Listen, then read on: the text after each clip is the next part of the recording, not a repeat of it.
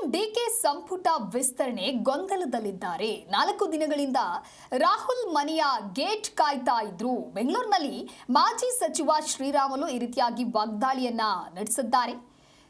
ಹೈಕಮಾಂಡ್ಗೆ ಇನ್ನೂ suit case ಕೊಟ್ಟಿಲ್ಲ, ಯಾರು ಹೆಚ್ಚು ಕೊಡ್ತಾರೋ ಅವರಿಗೆ ಮಂತ್ರಿ ಸ್ಥಾನ ಫಿಕ್ಸ್, ಮಂತ್ರಿ ಆಗಬೇಕು ಅಂತ ಹೇಳಿ ಪೈಪೋಟಿ ನಡೀತಾ ಇದೆ ಅಂತ ಬೆಂಗಳೂರಿನಲ್ಲಿ ಮಾಜಿ ಸಚಿವ ಶ್ರೀರಾಮುಲು ಈ ರೀತಿಯಾಗಿ ವಾಗ್ದಾಳಿ ನಡೆಸಿದ್ದಾರೆ.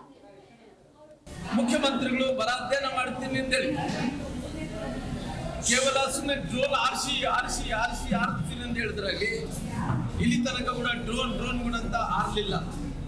ಬಹುಶಃ ಅವ್ರ ಕಲ್ಪನೆಯಲ್ಲಿ ಕನಸಿನಲ್ಲಿ ಡ್ರೋನ್ ಆರಿದ್ರೆ ಕೂಡ ಆ ರೆಕ್ಕೆಗಳಂತ ಮುರಿದು ಬಿದ್ದುಬಿಟ್ಟವ. ಇವತ್ತು ಸರ್ಕಾರದ ಪರಿಸ್ಥಿತಿ ಏನಂತೇಳಿ ಜನರ ಇವತ್ತು ಪ್ರಶ್ನೆಯನ್ನು ಕೇಳ್ತಾ ಇದ್ದಾರ.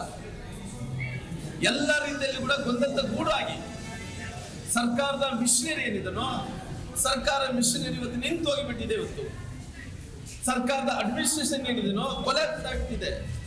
ಟೋಟಲ್ ಆಗಿ ಸಾಕಷ್ಟು ಮಂದಿ ಮಂತ್ರಿಗಳು ಇವತ್ತು ಇಷ್ಟು ಕೆಟ್ಟ ಪರಿಸ್ಥಿತಿ ಕರ್ನಾಟಕ ರಾಜ್ಯದಲ್ಲಿ ಇದೆ ಅಂದ್ರೆಗಿನ ಯಾವುದು ಕೂಡ ಒಂದು ಇಂಚು ಕೂಡ ಒಂದು ಕೂಡ ಇವತ್ತು ಕೆಲಸಗಳು ನಡೀತಾ ಇಲ್ಲ.